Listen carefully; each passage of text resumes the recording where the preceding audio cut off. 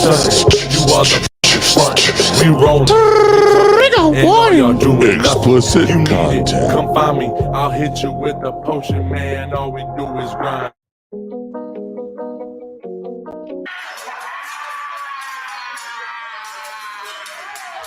Morning, ladies and gentlemen. It's your morning cup of tea.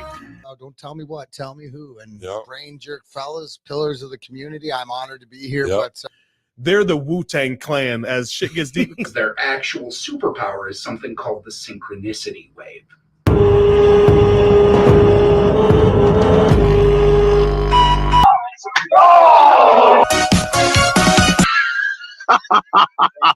Oh, man. you know, I'm not the moral police. Right. Like, do your thing. Yeah. Just we're going to be doing this over here, and we're going to be learning and educating so we can pass it on down the line. And use your ability to feel the turn of the universe to really understand and empathize with your fellow man to improve their day just a little bit. The Brender era. Welcome to the Brender era. Oh, good morning, jerk offs. Butt liquor. Fuck. Dude, you were so close to being fucking tardy. Oh, well, I guess we can consider you tardy because you got no freaking audio, dumbass. Yeah, he's doing it on purpose. Yeah, You little fuckers. that's what you get for being late. Terrible. Who was late? You was. You I was was busy watching a fucking haha. What up, Uh-huh. Blondie? Good morning. looking at yourself, huh? Gravity hit my Hey, bro. heart today. Thud, thud, thud. You Night Train gets a new house. He's a new person. What the fuck, dude? It's Terrible Tuesday. Oh, yeah, you're right. Okay. I get it. It's just Terrible Tuesday. I figure you're going to be unruly. I'm going to be unruly back. I'm It's not going to terrible. be unruly. I'm always I don't ruly even as have to fuck, be nice dude. today. I can be. Dude, I Yeah. already Fuck. had to change your name. Yeah, butt liquor. Fudge Packer was too much. Yeah, a little bit. I Yeah, that's yeah. We can't say that. That's a little not politically homophobic. correct. I was going to call myself Chocolate Sauce, but I said Fudge Packer instead. Chocolate sauce. Oh. I, So you went from bashing black people to bashing gays. No. None of that was for nothing. Or wait, Yeah, that's right. He's being totally un-PC. that wasn't rude. It was. Yeah. It That's is. the I mean, right. That's if the the Redskins right. got to change their name, or Good morning, JC. you can't be doing that. I don't care how many Confederate statues there are versus the blue state statues down there in Kentucky and all What that. the fuck are you talking about? We don't live in Kentucky, is his point. I've been there. Good morning, JCT. Cigarettes are cheaper. Not no more. Well, huh? What not ain't being down rude. there, bud? We're allowed to be rude to each other. That's it. I didn't even see you, Kristen. I don't even see you. Didn't even post nothing. You didn't even comment, bro. know. Jeez. What up, Dev? Don't come on here spreading some bullshit on Terrible Tuesday, dude. I got a lot of bullshit for you right here, motherfucker. What up, Coach? So I gotta just say, first day of football was yesterday, and let me tell you what, it was great. Was it good? What up, Jeremy Locklear? Just listened to the Chucky and the Typewriter episode on the Bad Guy podcast on the ride home this morning. It was hilarious. Thank you, sir, for stopping in and showing us some love. We appreciate the hell out of you. Got that notification today. What up, Masshole? Good morning, sir. Mass Holio. Sending a screenshot. You ain't gonna send shit. She did. You're a liar. Comes. You gotta be a truther, Kristen. You can't be a liar, dude. Emojis and all. She's done. She did. She said morning jerk offs before JCT did. Wow. Right here. Before in between Blind Neil and JCT. Well, it's not our fault that YouTube don't like you or Facebook, wherever you're at. What up? YouTube don't like you. Hey, Keith. Little bombs, squirrels, little Keith. bombs. Good morning, Mama. Keith. You're losing tomorrow. That's the truth, dude. Oh shit! Coach K says there's no feeling like the first day of fall, and that is the truth.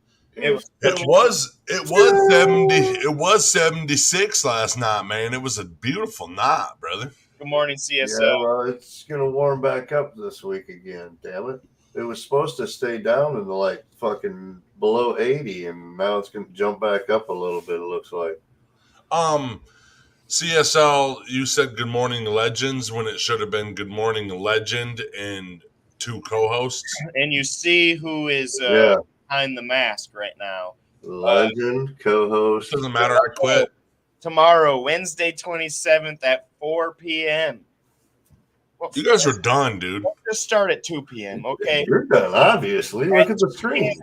We're going to be at the Mall I'll of put you there, Night Train. Okay. We're going to be at the Mall of Monroe doing a pinball tournament, the Taste of Pinball Tournament. There's trophy on the line, guys. There's a real trophy on the line.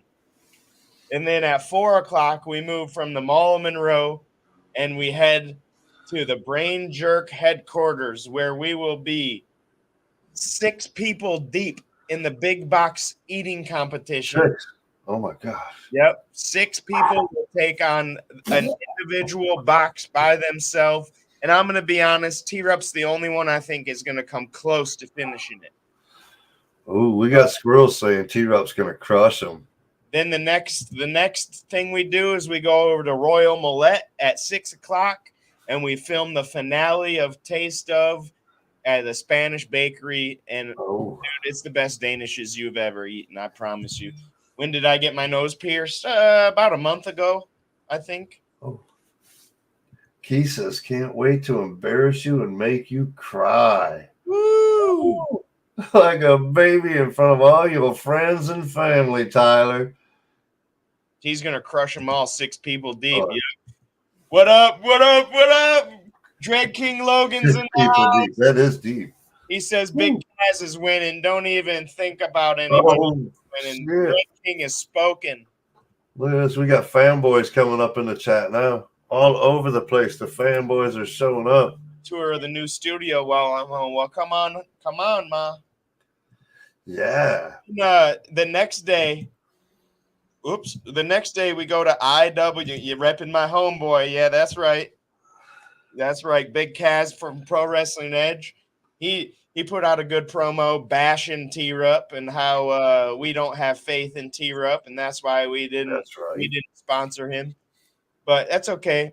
We all know our relationship with T-Rup. You see, he's not on the screen, and you can't hear his voice anymore. Shadow puppet. He might as well just become part of BTT now. Right. Yeah. Might as well.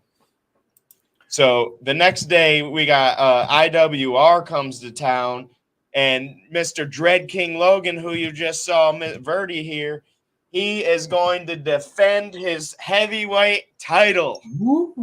Heavyweight champion. Have a killer show. You too, brother. Thanks for dropping in. IWR and Dread King. I want to be part of the Dread King army. I wear my furs every time I see him. But the Dread King's just so intense. Even if I am part of the Dread King, it's like being initiated in a gang, you know. He's got to powerbomb you through a table, I think, in order to be a part of that army.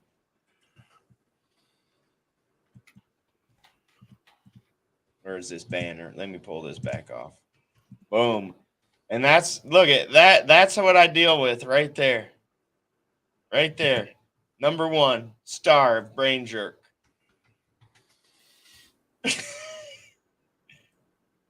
Oh, yeah. Sorry, he's got to unmute himself first. I'm sorry, you guys were talking shit, and I fell asleep because none of your shit holds any weight. Besides, Drag King is the champion. That is my champion. That's awesome. That kept me awake, but I fell right back to sleep because you guys were talking about this stupid ass competition that people think they're gonna win. Oh, Hey, boy. You got Coach Kennedy like, oh, watch out for the silent one. Competition's shit. Talking about. The only reason why Keith is silent, Devin Kennedy, is because he can't talk on camera, son. He can type. What a That's I can't even argue that. I've been telling him put out a damn promo for 2 weeks. he can type really good. Oh, we call him a keyboard warrior. He can write a good promo, but I ain't heard him put one out. Caps lock TYLER. Fuck you, dude. For a few minutes. Hey, I see T-Rup is a little bummed that 2 of his favorite companies didn't sponsor him. That he had I'm to pissed. wear. I'm fucking pissed. Today. Dude, I would have liked to got sponsored by every single one of them. I'm mad that Because fuck T-shirt's Monroe terrible. Nutrition, I mean, you should have nobody's picked like- me. He Fucking had Crave, to take you the should first have thing picked he me. could get, dude. He had to take the first thing he could get. He wasn't holding out for the right ones. He No, took the first Beyond thing the he could Track get. started this whole competition. So it's it seems Beyond to the me Track. He kind of turned his back on Brain Jerk itself. He took No, the first thing he Brain could Jerk can't have a horse in the race because He it's didn't. their event. Well, listen, you shit talk Brain Jerk so much, we don't want that horse. Good morning, Amy. My name is Mr. Ed. Yeah, I no, don't give a shit, dude. more like a moose than a horse. Yeah, whatever. Hey, Wilbur. Bullwinkle. He's got Bullwinkle over here. Oh yeah, I didn't know moose make duck noises. Listen, dude. Whack whack. Well, I just want to tell you, Brain Jerk had a meeting about this, and they said, Ryan said, Josh, who are we sponsoring then? And Josh said, I'm not sponsoring anybody because my horse is already in the race. Yep. My horse already got sponsored. I'm not putting nobody up against this man. He took the first thing. He didn't wait for Brain Jerk to sponsor him. He Well, didn't go up to Josh and say, hey, man, I need to be the Brain Jerk guy. He didn't go up and do that. You know what I mean? He didn't stand up for himself. He didn't have enough faith in him and Brain Jerk together. That's what I feel. Well, he did. Beyond the Tracks podcast started this whole fucking thing. He really They did. were like, dude, I'll We sponsor you. just jumped And I on was the like, bandwagon, really. He was upset in the very beginning when he found out that we weren't sponsoring him, and then we told him that we're putting on the event. So how good would it look if we? Yeah, it would look like it's rigged. If you won and y'all sponsored it, it'd look like a big setup. You know what I mean? Everybody'd be like, "Oh, yeah, dude, what's this? WWE?" Right. Well, good. Vince McMahon gonna be Stone Cold in what life? right. Okay. Hey, I found out Vince McMahon. Speaking of wrestling, Vince McMahon has retired, and Triple H is now taking over the creative responsibilities of the WWE. Yeah, That is good. him and his woman. T's Yep. promo was Because you know she ain't gonna let go of nothing. yeah, Stephanie McMahon. No, she's probably her. I think Shane McMahon takes over president, is what happened, and then Triple H has the creative control now. He would, yeah. Well, Shane doesn't have enough creative mind to be that person. Triple H has been there a long time, and he's but I guarantee you, Shane's in those meetings because Shane is good at it too. He's been a part of it his Triple H whole had life. to marry into it, though. I mean, you know, cheap shot. But Triple H was a wrestler, and then he married into Yeah, it. that's what I mean. He had to marry into it. He, you know. Those guys have been together a lot longer than the public knows. Yep. Oh yeah. Like they were together during that whole test thing. They were together during that whole thing. They were together. Nope. Business. I think Triple H is Business one of as the usual. best businessmen of like. I consider wrestling a pro sport, like WWE, and that I consider it a pro sport. Like he's one of the best businessmen Just because it's fucking scripted doesn't mean Yeah, he's like a Tom Brady.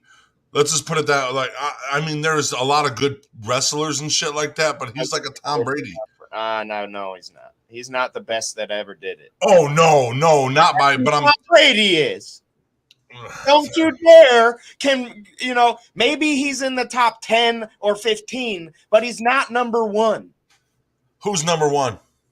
I don't think anybody should be number 1. They all fucking, none of them are good. Like Hulk Hogan. I think Hulk Hogan is overrated, Mr. Overrated. I think he is too. I'm not a fan of, like, I'm gonna be honest. I'm not a fan of those locks that he does, and he didn't really wrestle. He just barely moved around the ring. If you really look at it, I'd say The Rock is up there in the top 3. Well, John Cena's up there. He got really big. He did. But Cena came out, started small, and he's done well and whatnot. Cena climbed the mountain all the way to the top. He had to build himself up by going into the movies and doing all that side stuff in order to build himself up. And then he was already fucking huge in WWE. When he first come out, dude, he wasn't much bigger than me. He wasn't even. Yeah, he was tiny when he was just a young punk spitting rhymes, dude. Bro, I fucking bought that CD. Right? Fuckonomics? Yep, I sure did. That's a loyalty, respect, man. Hey, Dev says The Rock was his favorite, no doubt. Peep the Brahma Bull tat. Randy Savage, KR says. So I'd say if you put a gun to my head right now and made me pick it's the best of all time, it's either Undertaker, period. It's either Stone Cold, The Rock, or Undertaker. Those are my top 3 guys. And I love Triple H. Triple H, honestly, Triple H is in my top 10 for sure. I go way back though. I mean like Jake the Snake Roberts and fucking British Bulldogs and Sting's better than Triple H. Sting is. No, but I'm talking about Triple H, how he went through the business, though. Oh, I know. But here's the thing. Triple H has been damn near the same character his whole career. That's not. My dudes, The Rock has been multiple characters that have, all his characters have been big. Not so much Stone Cold, but they're all, Jericho, for example. I think Jericho should be in the top 5 of all time. He's definitely in the top 10 for sure. He's been Jericho, but he's reinvented Jericho like 4 times, 5-6 times. Yep. Kane. Even though I'm not a fan of the unmasked Kane, I'm a fan of the original Kane. Boom. He's a business guy, bro. Dude has reinvented Kane. Ever since he put a suit on, bro, I think his career went. The Undertaker has reinvented that character multiple times. It's like, yeah, he's always been the dead man, but he was the dead man. He was that, and then he was the biker dead man, and then he was the combination of both of them. Dead man walking. You done it now. Good morning, Brenda. See, and Andre was just big. Mick he Foley's was just. I think Mick Foley. He's a big show. Yes. Mick Foley's top 5 easy. I mean, he had like 5 characters that he reinvented, and he would play them all together. He would play them all together at the same time. Listen, Mick Foley almost died as every character. Yeah. He went to Japan and was doing all that wrestling down there, man. That's crazy wrestling. He's top 5 of all time. He's a real businessman. But here's the thing. It's like one of those, like I keep, like, it's so hard to pick a top 5, let alone top 1. But if I'm going to have to pick, I'm picking The Rock or Stone Cold. I can't pick. Those of all time, I'm picking The Undertaker because he did it. My favorites. If I'm picking without fucking picking one of my favorites, I'm talking Undertaker's probably the best of all time. He's probably Tom Brady. He's done it for 20 years. He was just as important as he was the entire time. But he's not one of the best.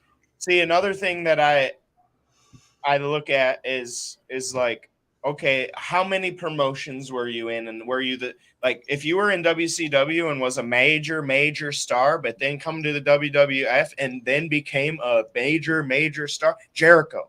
Morning, Yep. Frank, Brenda. Who else? Dude, AJ Styles is up there too. He's a very good wrestler. Hey, Junkyard Dog. There's another old one.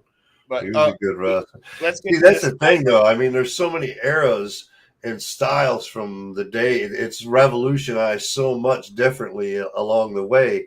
We're talking. You can go to each era and say who's the best of this era, who's the best of this era. You can break it really down and it'd be so much. It's kind of like football. I mean, the football greats of old time didn't play the same game they play now. They were a lot fucking harder back in the day. You know what I mean?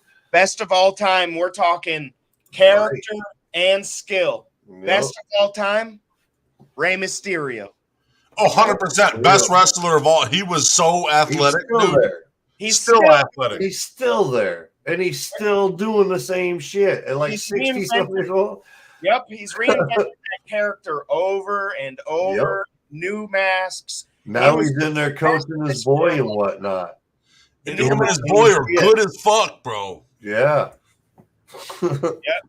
Yep. All right, He let's was get to always Terrible one of my Tuesday. favorites, too, Real quick, Mysterio. one dude that Jimmy I Superfly Snuka was one of my favorites. Yep. I loved Billy all that high flying stuff, and that was before the Hardy Boys and all that shit came in and started doing all the job. I mean, that was old school flying. You know what I mean? You remember Billy Kidman? Mm-hmm. That guy, Yeah. even if he's like middle of the pack type of guy. Yep. He was one of my favorites when I watched WCW. Because one, he was a bigger high flyer, and then he just looked like Casey from fucking the Ninja Turtles. Yeah. All right, let me get to this sponsor spot, and we'll get to the. Yeah, it's pretty You long. buy Village Pizza Company. Using quality ingredients and homemade dough, their pizza is prepared with care. Their goal is to properly serve their community a simple yet delicious pizza with a smile. Go visit villagepizzamaybee.com for more information. KMK Creations specializes in personalized tumblers, rolling trays, vinyl t-shirts, and sweatshirts. Message KMK Creations on Facebook and let's make something for you. Welcome to the friendliest place in town. Little Brown Jug was established in 1977, offering great food and excellent service, and continue to carry on this proud tradition to this day. To this day. Come and see why they call them the friendliest place in town. Visit littlebrownjugmaybe.com for more information. We'll see you there. Taste of is a show that features restaurants for more than just their food, but also their history and culture. Go visit the Taste of group on Facebook for more. Nerdy Designs, Toledo, Ohio's premier design studio. They've been crafting beautiful websites, launching stunning brands, and making clients happy since 2007 with their prestigious craftsmanship, remarkable client care, and passion for design. To find out more, just go to nerdydesigns.com, the official designer for Brain Jerk Entertainment Company. You know what I want to real quick? I want to figure out, how does a wrestler come out of nowhere and get the crowd to just respond to him like that? You know, I was watching a match from NXT, and the dude comes out, and the whole crowd, the dude doesn't even say a word. He puts his finger up, and the whole crowd, every time he does that, the whole crowd. I love that. If you can make the whole crowd fucking erupt like that without saying a word, or, you know, even like the what, or the you suck, you, that glory. If you can get the whole crowd against or for you, yep, there you go. Adam Cole, that's that dude. That's him. That's who I was talking to, baby, and the whole crowd does it. All right, T-Rob, take it away. I'm gonna get you. I'm gonna get you drunk off my humps. Off my lady lumps. Okay, check it out. What up, Frank? This is the story of Ned Kelly. The most Not Ned Beatty. Ned Kelly. the most prolific criminal in Australia's history. Some call him the Australian Robin Hood. Some call him the Australian Iron Man. Iron Man? But we'll get to that in a minute. It's intriguing, right? Yeah. Okay, good. I think I know what you mean by Iron Man, though. Oh, it's like Man in the Iron Mask. No, it means Iron Man. Seriously. Serious. Okay. Right. So, one of the most famous and notorious criminals in Australia's history. These guys were young when he first started going to jail. It was about 16. It was over some bullshit. He was stealing horses with his group of friends. I forget. It was Ned was the leader of this. He was the brains of the horse operation. His brother Dan was just a criminal. His buddy Steve Hart and his buddy Joe Byrne. They were all in this little group. They would be stealing horses. They were underground fucking horse traders or something like that. You know, like stealing horses and selling them. Yeah, horse, whatever. Bush range. This is when this whole story starts. He's fought a few cops, blah blah blah, did all this. He's been to jail a couple times and did his time, and now he's like 21 years old right now. April 15th, 1978. Officer Fitzgerald went to the Kelly house in search of Dan, Ned's brother, because of a horse. Horse got turned up stolen, and he was named in the witness when the witness told him. The family was underground horse dealers, so the cop knew where he was going, but the cop didn't have a warrant, didn't tell nobody. He just showed up by himself and was thinking he was going to get information out or get Dan and arrest him and take him in, whatever, you know. So without a warrant, he stormed into the house. Ned and his brother was there, but his brother was hiding. Ned and his mom was in there. Ned was the bare knuckle boxer. He bare knuckle boxed all his whole life, and that's how he made some money too on the side. He was a bush ranger. Now, you know about them Texas Rangers? This is Only the ones on TV, man. This is a Texas Ranger times 40 with no law behind them whatsoever. They live in the Australian bush, and they know how to survive off the land. They know where to run, hide, all this shit. So, He's tougher than Chuck Norris. At age 14, he started that. Yes. He loved the bush rangers. He was in jail multiple times before 21. Yeah, he liked criminal. He liked these bush rangers that he grew up with, and he studied them extravagantly and kept going into the bush and getting lost in the bush for like when he was 14. And this was like something he didn't know what he was doing it for, but it works out in the long run. He didn't like his mother getting yelled at and physically assaulted by this cop. So he literally beat the brakes off this motherfucker. He beat him up, embarrassed him, beat him up, right? So he beat the officer. The reports from Ned himself, because the officer fudged this whole entire situation. The officer, what happened was Ned came in there. He was hitting on his mom. Ned came in there, knocked him right the fuck out, kicked him in the face 4 times, and then threw him out and made him skid on his face. And he had scrapes on his face and shit. So the officer got up, took his revolver, shot himself in the arm, and said that after Ned shot him, his mom came through and hit him with a shovel. Ned and Dan fled out and went to the bush because they know what they're doing in the bush, you know. And his mom went to jail. And this is what started, because it was all a lie. It was all a bullshit lie. This is what started this whole situation, this whole revenge plot, whatever you want to call this. Ned, his brother Dan, they ran out to the bush and met up with their homies Steve Hart and Joe Byrne. They were, all of them practiced survival skills in the bush. and started the Kelly gang in the bush, led by an intelligent Ned who was mad that his mom went to prison and hated the way that the authorities worked and hated the way that government worked, how everybody was under I mortgages understand that. and under, everybody was owing the government shit and whatever, So October 25th, 1878, the Kelly gang was already out, and they committed a few small robberies to keep food going and keep their horses fed, keep them fed and everything. So October 25th, 1878, the police set up camp. They were out here looking for the Kelly gang. One police officer shot a pig because they were going to eat it. And the Kelly boys heard it the next morning. The Kelly boys came and wiped out 4 officers from that camp, wiped the whole camp out, fucking burned it down, fucking everything, whatever, went back into the bush. The Kelly gang got labeled outlaws after that, and each one of their heads had a 500-pound bounty on it, dead or alive.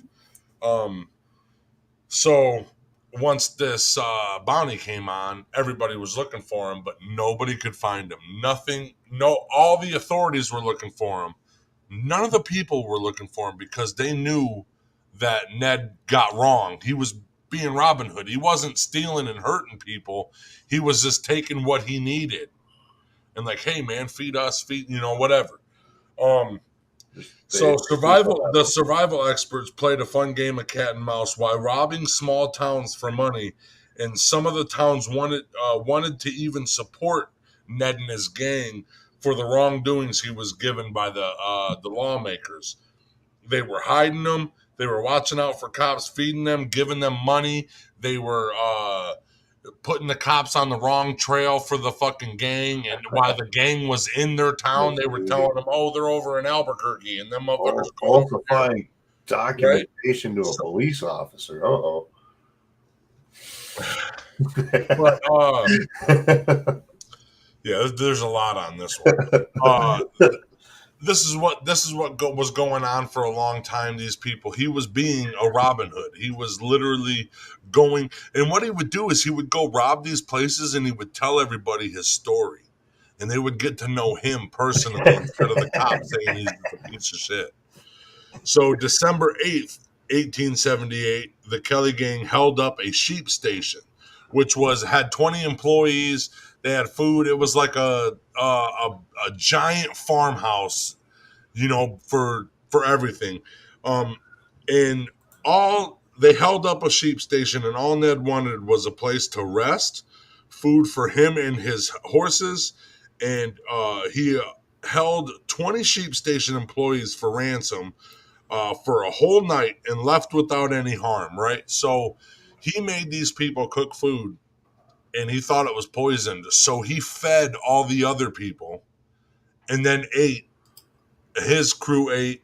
So listen, all these 20 people had a sleepover with the most famous criminal at the time. And they all got to eat, drink, listen to whiskey, drink whiskey, listen to cool stories about them being outlaws and shit like that. So they had a good time. Like even some of the people that were actually making statements about being captured, they were like, it was really cool. Like he was really nice. Like he didn't want to hurt nobody. He made sure of that, at first, So what they didn't know was they were using the sheep station as a hideout for a day. They stayed overnight, and then in the morning, 3 of the gang members left out. One was there watching all the people they had held up or whatever. The gang went to Europa, where they held up the National Bank, taking 2,000 pounds in notes and gold. And again, they had a great time with the bank clerk and the bank clerk's wife. They were drinking whiskey and talking stories, and just the bank robber said that it was the nicest robbery he's ever been a part of. Then they recouped at the sheep station with the loot. They got all their shit together, got all their stuff loaded up on their horses and stuff, got their other gang member, They released all the other hostages without any harm, and they just disappeared in the bush. Again, you know? So they're still playing. These are in between. They're going to rob and they're doing a whole bunch of shit at this time. But February 8th, 1879, the gang held the whole police force hostage of a town. They walked into this town, and it was a outlaw's fucking dream town. There was 2 police officers in the whole entire town. There was a bank. There was a hotel. There was a whole bunch of shit for them to rob. It was, free town, free game. Hey, I thought you had to have more than 2 people to have a force. No, it was a force. Oh. Anyway, Mr. Ned comes up. I forced my kids to do a lot of shit. They said the police force was like in something that looked like a shed. There was one cage in there. And it was like a shed with 2 people in it in one cage, right? Morning, Big Kaz. So the Ned Kelly come up and banging on the door. Oh my God, there's drunk people at the bar. Drunk people at the bar fighting. It's getting bad. So the whole police force comes outside. They get met with Ned Kelly and his whole gang at gunpoint. They strip the cops down. They throw them in the cage. They take their fucking uniforms and police this city or this town for 2 whole days. Even Ned was even taking the wife of the sheriff to the fucking mass on Sunday morning while the other 3 were patrolling and getting shit done. After mass, they went in with police suits to the motherfucking bank, robbed it blind, got 2,100 pounds and coins, and burned all the. My name. Yeah. They burned all the mortgage paperwork, so everybody in that city did not have no debts anymore, right? So this made them now the Robin Hoods. Fucking everybody loves these guys, right? Fuck the police. The Texas Rangers come from. I'm just saying, Detroit, Frank. That's where the Texas. I'll tell you right now, if I ever have a chance to be Robin Hood, I'm taking it. Right. It wasn't Robin Hood. It was the Texas Rangers. That's where they come from. Walker, baby. Authorities know that Ned was the brains behind the operation. Stanley. The Ned's bounty went up to $8,000, and they knew he was 8,000 pounds. I'm sorry, and they knew he was the leader because he would tell his life story to everybody he fucking held up, anything like that. And people were looking for him, and everybody would fail. Everybody would fucking fail. They would disappear in the bush. They were even having Aborigines bounty hunters come out and try to hunt these fuckers, and they still couldn't find them. All right. So now we march on the last hurrah of this gang. Right? So we're running out of time. Sorry, dude. The last hurrah was June 1879. Where the gang killed a sheriff in a local town and waited for the word to get back to one of the main cities so that this main city would put every police force they had in a train and go to this town. The reason why they picked this town is because it was one of the best trade routes and the sheriff lived there. When they heard the sheriff got killed by the Kelly gang, they would send the whole police force. Ned Kelly was a really nice guy. Some dude just wanted to go home, and he said he just wanted to go home and sleep with his wife and kids.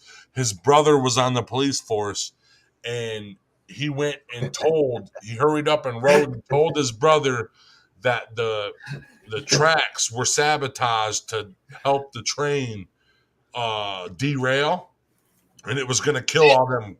What?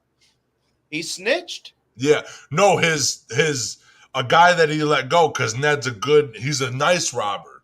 Oh, Ned said, hey, tell your people. No, the guy said, I want to go to sleep with my wife and kids tonight. And he didn't even have wife and kids. The dude went and told his brother what the plan was. So Ned already had a plan B, so it don't matter. What they were going to do was derail the train with all the cops in it coming from the main city. They were going to rob and burn, or the cops were going to get fucked up. They were going to burn the whole train. They were going to go by, burn the whole train down. If there was any survivors, they would get burned.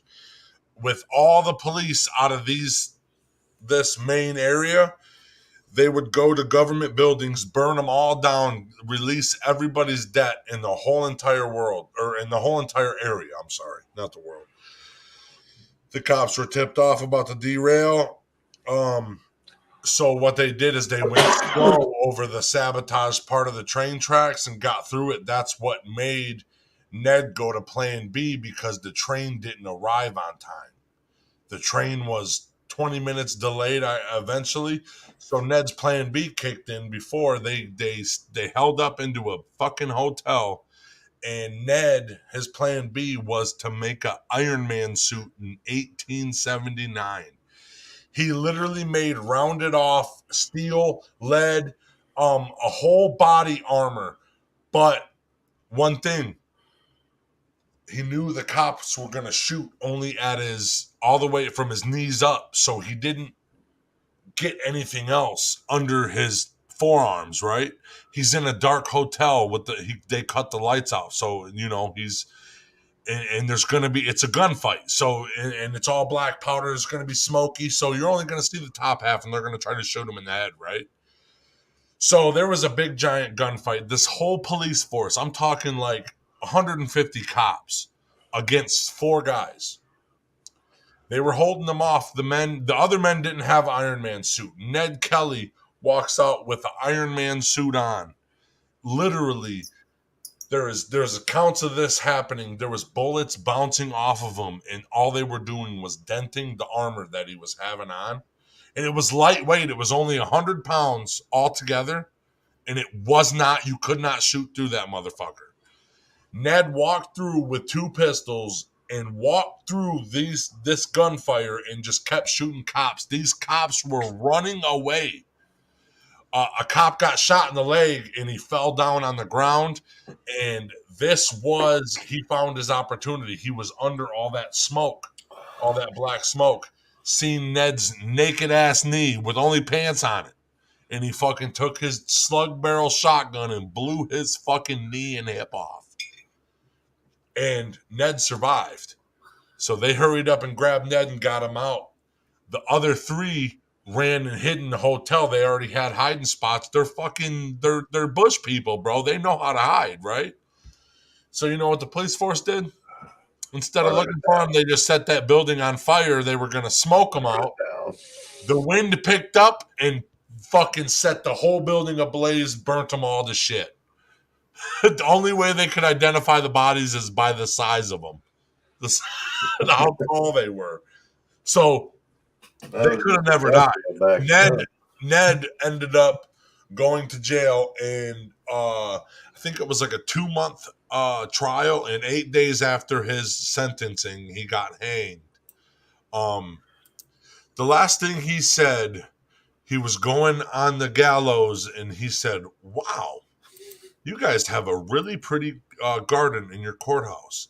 And he just died. He was happy with what he did. He thinks he got his revenge. He got revenge on every cop that did him wrong. And if he didn't kill him or get rid of him somehow, he made him quit or anything like that. So he did what he needed to do. So he literally got hung that day. And the only thing he could think of was, wow, you guys have a really pretty garden in that courtyard right there. I'm glad that I'm getting hung right here so I can see this. And is he the Australian Iron Man? That was pretty Detroit, cool. Frank, you can't blame me for the night for the Chuck Norris. T-Rup asked if we knew who the Texas Rangers were. I will say there is way more to that story, but T-Rup got the gist of what. Yeah. Listen. There's all, like, you could do days of research. Took off with the sheriff's wife. And last night I got home. That's terrible. Last night I got home at 9:45, and I just started writing my research about Ned Kelly after like 5 videos. and all these. It was 1:30 when I started writing about this because everything that I've heard, and there is a lot more.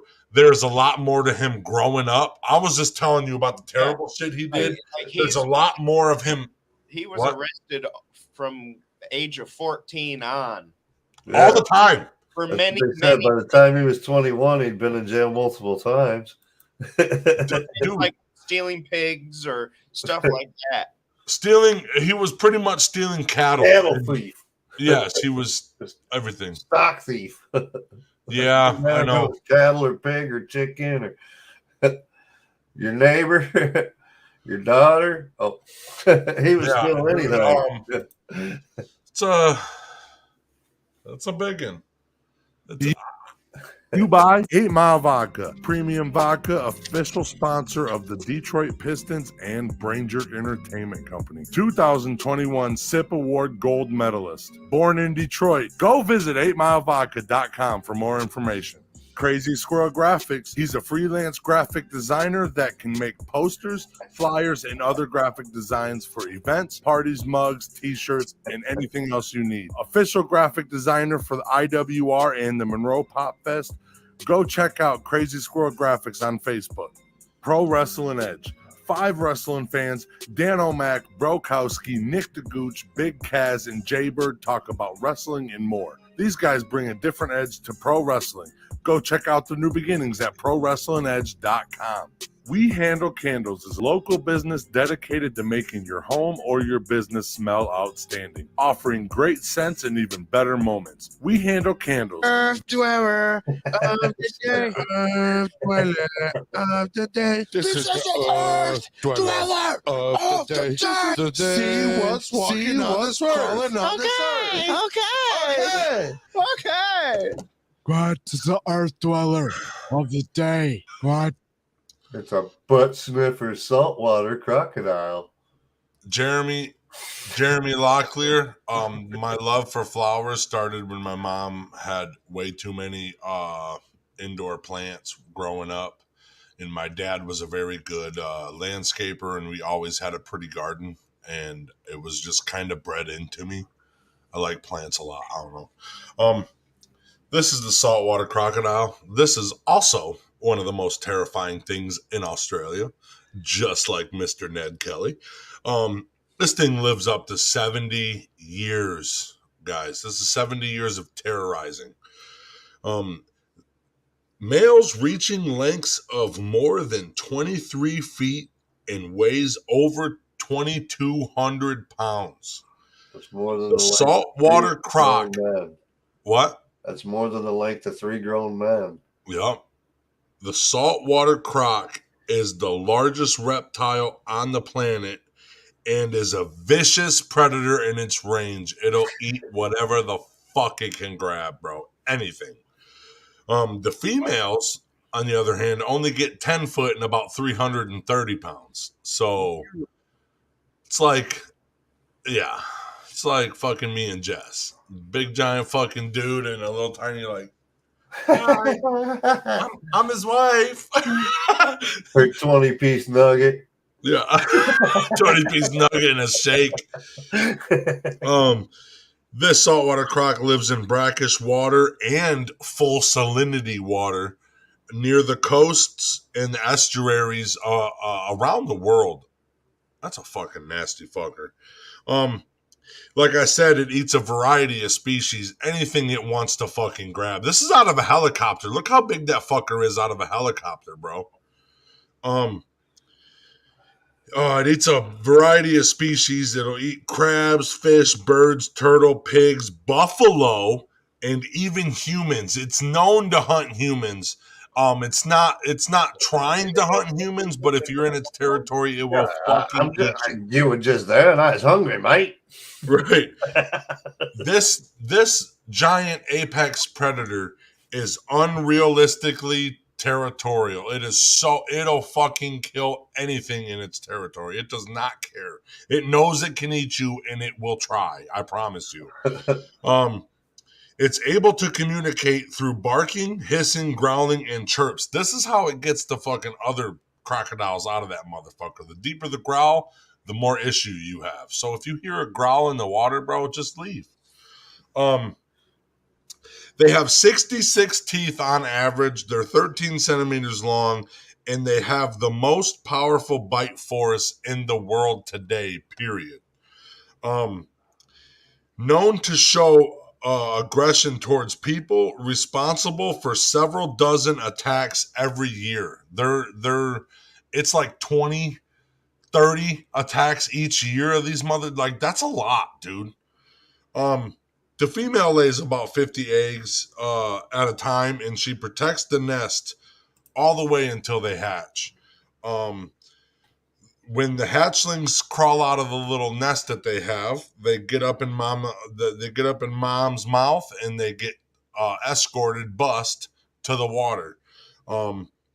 They stay around the mom, stay on the back of the mom, stay swimming around mom for about 3 months, and then the mom lets them go. At that point, they're about 2 foot long, and Mom lets them go because if she doesn't, she's gonna start eating them. Yeah, because she don't give a shit, you know.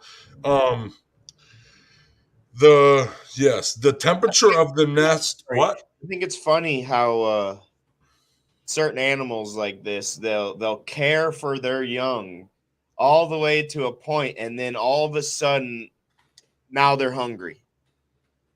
Now they'll eat them. He's like, hey, you don't leave, you don't move out, I'm gonna fucking eat you. Okay? Those maternal instincts just all of a sudden are gone. Hey, I know you're my kids, but also I'm kind of hungry. If you don't leave, I'm gonna fucking eat you. And I know for a fact you're 2 foot long and you cannot hurt me. I'm 10 foot, dumbass. You know? The temperature of the nest determines the sex of the hatchling. Yep. The colder it is, it's mostly females. The warmer it is, it's mostly males. They have very few natural predators. Can you guess what their predator is? Humans. Why do humans want them? Skin. Beautiful handbags, right? And beautiful boots. That's why we want them, right? Because we're fucking pieces of shit. I think they probably taste tasty. The humans hunt them for skin and make clothing, and in some places, the croc actually went locally extinct in some of their places.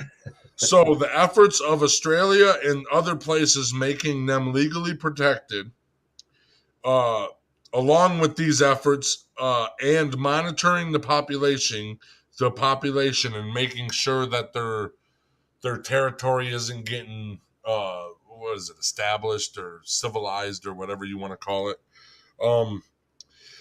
They're monitoring the population and their area, and it is making sure that this top coastal and marine predator thrives and rebuild.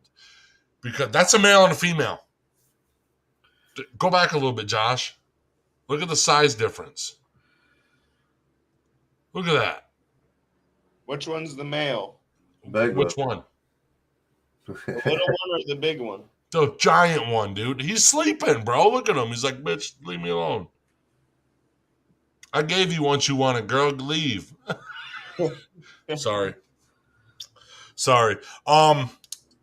That's all I got on the saltwater crocodile. This is probably. Ooh, look at that, dude. Look at those. That's small so serious. One.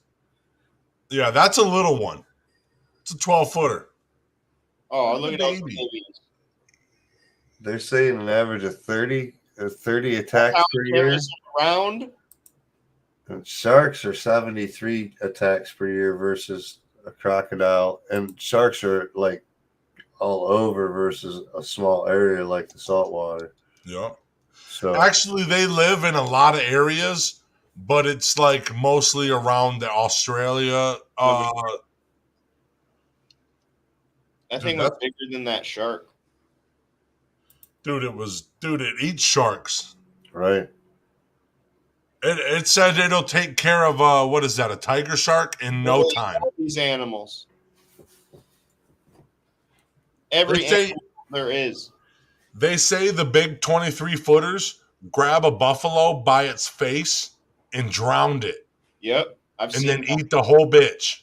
I've seen it in a video before. They fucking just grab the face. Dude, you got 2,200 pounds on your face, bro. You're going to go underwater. I don't care if you're a fucking super bison with a fucking super strong neck, bro. You ain't pulling that out. Count.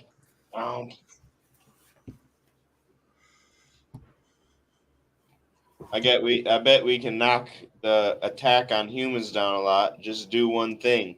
Leave it the fuck alone. Yep. Well, But sometimes people go to the edge of the water like that, and they don't realize there's a crocodile there, and then their best. I think I found way past the getting hit.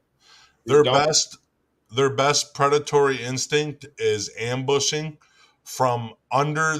They try to get under the mud because they're dark on top. They try to make it look like they're the mud. Somebody drinks out of it and they bite it by the face and then pull it under. Look at.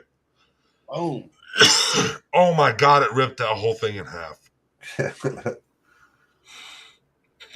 How powerful is that? 23 foot long and 2,200 pounds. How strong is that? Very. That's all bite force, dude. You see it rolling? That's how it eats. It bites. That's how it rips the buffalo apart, because you would think, oh, it can't swallow the buffalo. No. What it does is it bites it and spins. Look at that. Wow.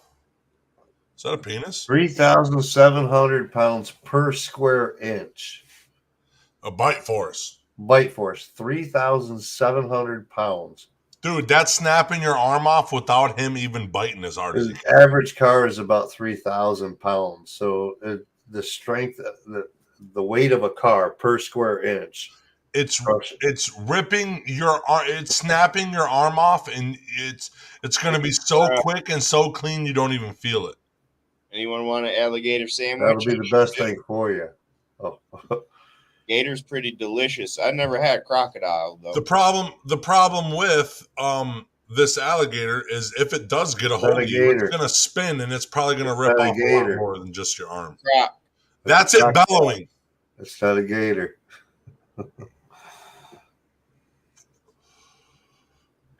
Look at anything it gets its mouth on, bro. It says, by contrast, you might tear into a steak with 150 to 200 pound PSI or 890 newtons. Hey, look at what Detroit Frank said. 16,460 newtons of bite force for a croc. Look at what Detroit Frank said. 3,700 reasons to stay the fuck away. That's right. That's almost the fucking truth, dude. Hyenas, lions, and tigers generate about 1,000 psi or 4,450 newtons, still compared to 16,460 newtons by the croc. Poor old lady in Florida got eaten recently. A lion's 1/4 of what a croc is. The problem is with like these a tenth. with these apex predators, they're reptiles too. They don't give a fuck about anything. They don't give a fuck, dude. They're just here to eat. They're cold-blooded. They're cold-hearted. They don't care. If we wipe out all the animals they eat, guess who they start eating? Us. Because we have no defense against them. Eating, they already do. That's right, Frank. We'll just take Chuck Norris with us if we want to go see these damn things.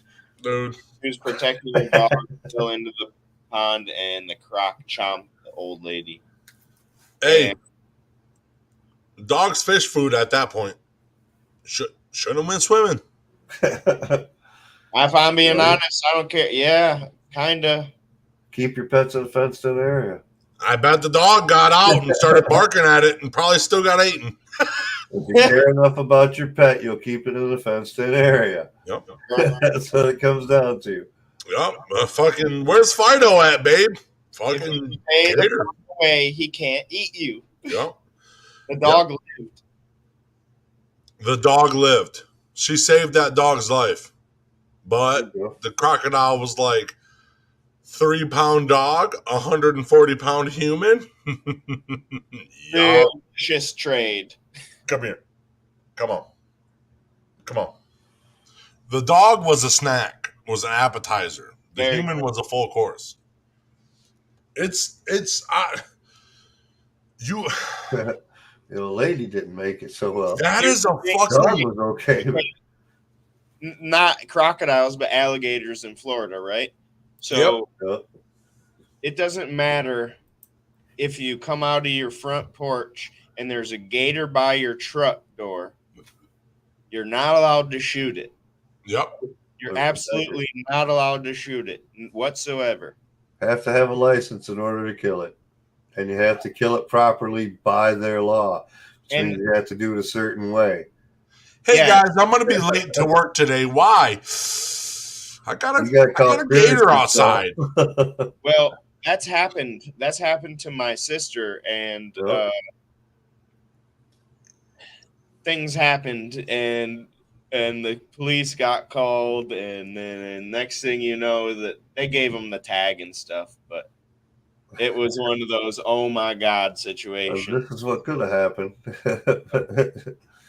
Just jump over it. We'll call it protection of life. You were scared for your life. Period. It was under protected yourself. Truck. Yeah, it was under my sister's truck, and literally she comes out at night, and it just so happened her boyfriend came out first and saw it and was like, and she had just had a baby. Yep. What if I accidentally ran it over? Yeah, right. You're gonna hit that as it, your wheels will go. Woo! You're gonna stop like, hey man, where's that curb at? What the hell? The human was a stupid ass dog, or I don't know what the hell that even says, Frank. It was either the dog or me. And Fido just pissed on my floor yesterday, and I had to wipe it up, dude. Okay. Go. Well, it's that time of day. I'm not.